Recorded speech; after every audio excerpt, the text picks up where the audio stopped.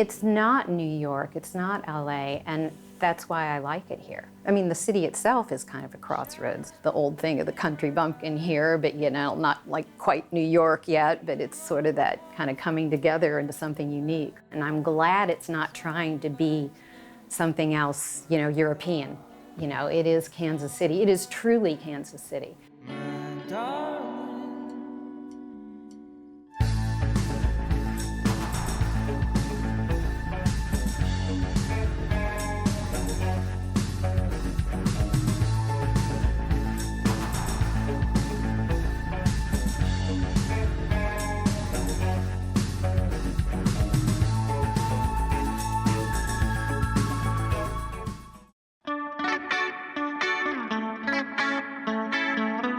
The healing power of touch, that is what has influenced everything I've made, especially Willow Tree, where I'm working figuratively. A friend of mine was starting a wholesale gift company, and he was getting a handful of artists. He asked me to do some sculpture for the gift industry. I was teaching at the university. I had never done anything commercial.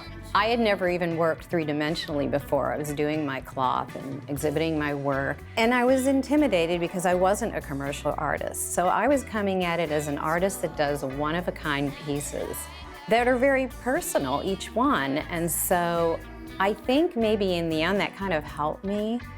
So I decided to come up with a form that was the purest form, the most essential, that would only communicate with body gesture, not even a face. I always observe life with Willow Tree. I've always used live models because it's those little things, those little gestures that you can't imagine, you could never come up with without observing life.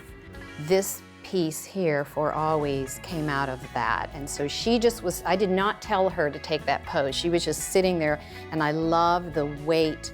I sensed the weight of the child leaning against her mother, my daughter, and I had to capture it. So this is an example of where the model led the pose of the piece, but I didn't really have to do anything. You know, Willow Tree is just a piece of resin. It's a reminder. It can be a reminder of somebody, you know, we want to keep close. It can capture a moment. And these little expressions, maybe when somebody, say, waves goodbye to you or walks away, or the way they stand or the way they lean on their hand, those are our reminders. That's what we recognize in people we love.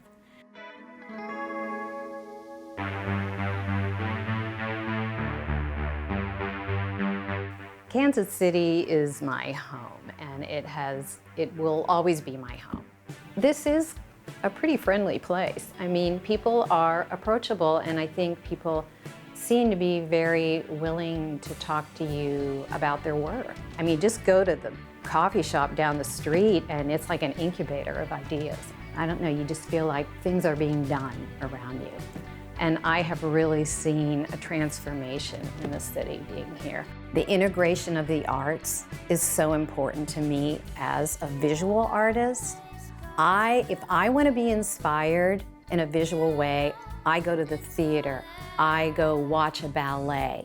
When I see that, I want to go back and make something with my hands. And I don't know how that happens. It's just sort of this magic that you switch from, you watch one art form, and then you go back and translate it in another way.